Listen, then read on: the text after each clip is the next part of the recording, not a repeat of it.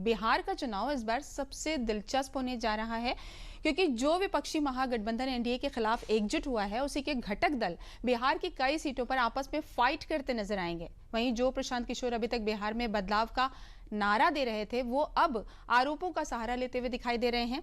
इधर यूपी में समाजवादी पार्टी एक बयान के कारण विवादों में घिर गई है। दूसरी तरफ पंजाब में एक बड़ी आतंकी साजिश को नाकाम किया गया है। इसके अलावा न्यूज 360 में कई और भी बड़ी खबरें हैं। इनको विस्तार से समझने के लिए हमारे साथ अगले 45 मिनट बने रहिएगा। आज न्यूज 360 की शुरुआत करेंगे बिहार की खबर से। बिहार में विपक्षी महागठबंधन के घटक दलों में सीट बंटवारे पर मचा घमासान अब जग जाहिर होता दिख रहा है। आइए देखिए ये रिपोर्ट।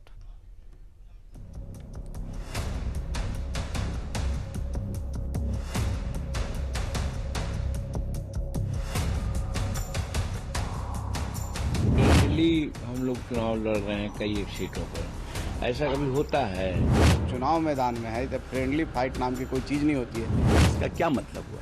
मतलब कि आपसी तालमेल आप नहीं बना पाए। मुकेश सहनी जैसे नेताओं के लिए तो निसंदेह ये एक जो लंबी लंबी बातें वो कर रहे हैं, खुद के लिए अस्तित्व संकट का समय शुरू हो गया। एनडीए नेताओं का ये चौतरफा हमला बता रहा है कि विपक्षी महागठबंधन की गांठ अब विपक्ष के लिए गले की फांस बन चुका है।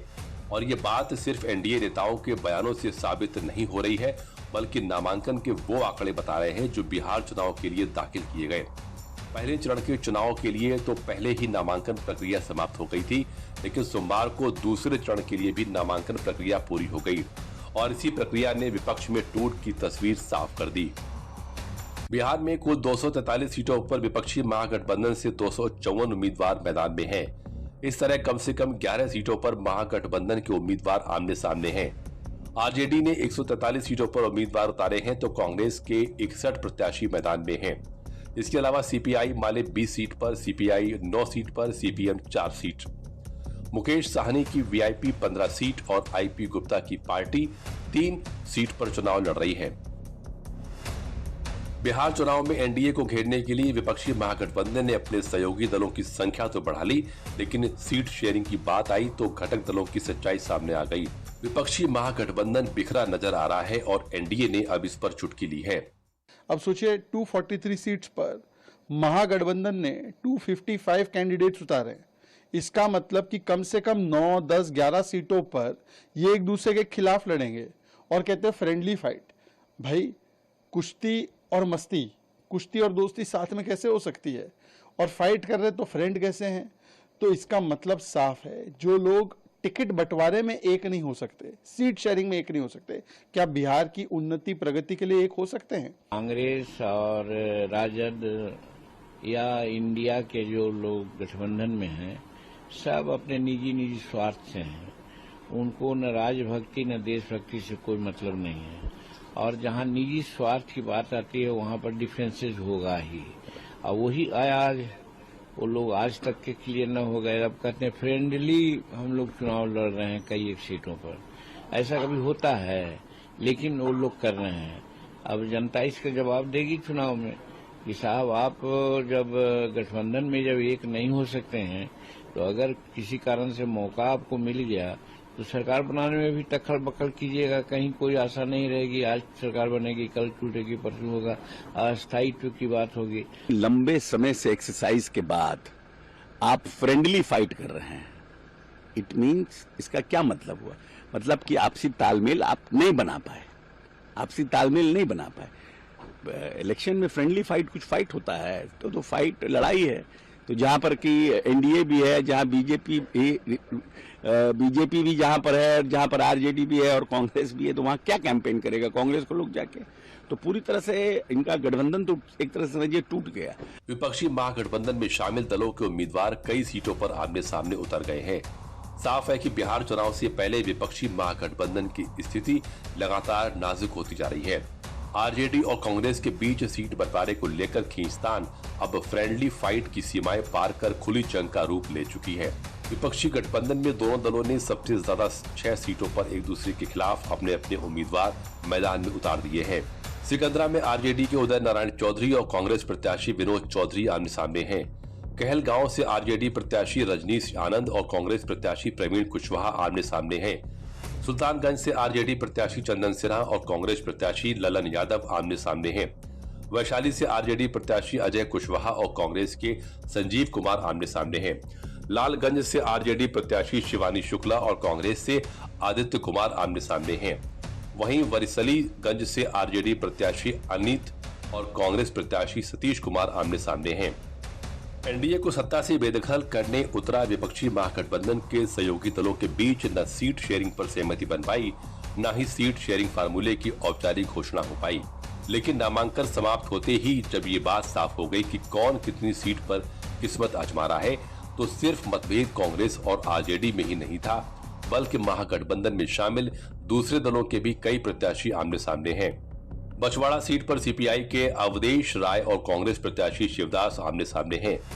करगहर सीट पर सीपीआई के महेंद्र गुप्ता और कांग्रेस के संतोष मिश्रा आमने सामने हैं।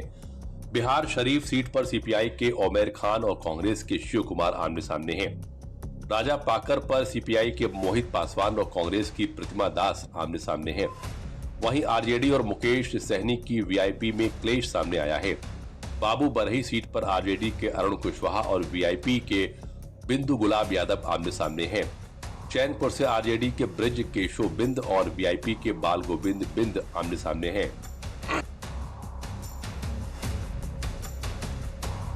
यानी विपक्षी महागठबंधन में सीट बंटवारे पर भयंकर महाभारत हुई है। लाख मान मनोबल के बाद भी आपस में बात नहीं बनी। इसी बीच जेएमएम ने विपक्षी महागठबंधन के साथ सीट बंटवारे पर मतभेद के बाद बिहार चुनाव से खुद को अलग करते हुए बड़े आरोप भी लगाए हैं। असमंजस और भ्रम की स्थिति पैदा हुई और उसके लिए जो दोषी हैं, हमारे कल माननीय मंत्री ने भी विस्तार पूर्वक समझाया, बताया कि राष्ट्रीय जनता दल के द्वारा और कहीं न कहीं कांग्रेस भी को भी दोषी हम मानते हैं कि हमें वहां पर उचित स्थान नहीं मिला। हमारी इच्छा नहीं थी कि हम गठबंधन तोड़ें। 6 सीट पर पार्टी मन बना चुकी थी, परंतु फिर इंडिया गठबंधन के तरफ से ये बातें आई थी कि नहीं, आपको एकोमोडेट किया जाएगा, इंतजार करें, लेकिन इंतजार की इंतहा हो गई। अंततः गठबंधन में कहीं जगह नहीं मिला, सिर्फ भ्रम पैदा किया गया कि हाँ बस इतनी सीटें हैं, आपको लड़ना है, अभी बताते हैं, तरह की बातें। और समय भी समाप्त हो रहा था, तो पार्टी ने फैसला लिया कि हम चुनाव में न अपना कैंडिडेट उतारेंगे। दरअसल विपक्षी गठबंधन खुद आपस में ही इसलिए फंस गया क्योंकि एनडीए को हराने के लिए सब एकजुट हुए, लेकिन कोई भी दल सीटों से कंप्रोमाइज करने के मूड में नहीं दिखा और इसीलिए आपसी टकराव हो गया। पर यह बात जनता के बीच न जाए, शायद इसीलिए विपक्ष इसे फ्रेंडली फाइट का नाम देने की कोशिश कर रहा है। पर सियासत में कोई भी फाइट फ्रेंडली नहीं होती, एक सच ये भी है, और इसीलिए एनडीए के घटक दल इस पर सीधा सवाल उठा रहे हैं। जेडीयू तो दावा कर रही है कि विपक्ष की आपसी लड़ाई 15 सीटों के आसपास है। महागठबंधन जैसे किसी गठबंधन का अस्तित्व तो नहीं बचा है। अब लगभग 15 सीटों पर इनका आपस में घमासान है और मुकेश सहनी जैसे नेताओं के लिए तो निसंदेह ये एक जो लंबी लंबी बातें वो कर रहे थे, खुद के लिए अस्तित्व संकट का समय शुरू हो गया। उनके ना करने के बाद उनके भाई ने नामांकन किया था, लेकिन लालू जी के पत्र के बाद भी राजद के उम्मीदवार का नामांकन रद्द नहीं हुआ है। तो स्पष्ट है कि जिस सीट पर मुकेश सहनी लड़ना चाहते थे, उस सीट पर भी राजद का उम्मीदवार उनके खिलाफ लड़ेगा। और कमोबेश पूरे बिहार में, चाहे वो लेफ्ट के लोग हों, वीआईपी के लोग हों, राजद के लोग हों, कांग्रेस के लोग हों, एक दूसरे के खिलाफ लड़ेंगे। नेता तय नहीं है, जो बैगेज है जंगल राज का वो उनके साथ है। और भ्रष्टाचार के अनेक बड़े मामले चल रहे हैं लालू जी पर और तेजस्वी यादव। ये मुकाबला एक तरफा है। बिहार के मुख्यमंत्री नीतीश कुमार के नेतृत्व में फिर से एनडीए की सरकार बनेगी। यानी एक बात तो जाहिर तौर पर साफ है कि विपक्षी गठबंधन के साथी दलों में तालमेल नहीं बन सका और फिर इस तयशुदा जंग से कोई नकारात्मक संदेह न फैले, इस बाबत इस जंग को दोस्ताना संघर्ष का नाम दे दिया गया है। अब इसका चुनाव पर क्या असर पड़ेगा ये तो आने वाला वक्त ही बताएगा, लेकिन जिस तरह एनडीए ने इस मुद्दे को उठाया है उससे विपक्ष फिलहाल बैकफुट पर नजर आ रहा है।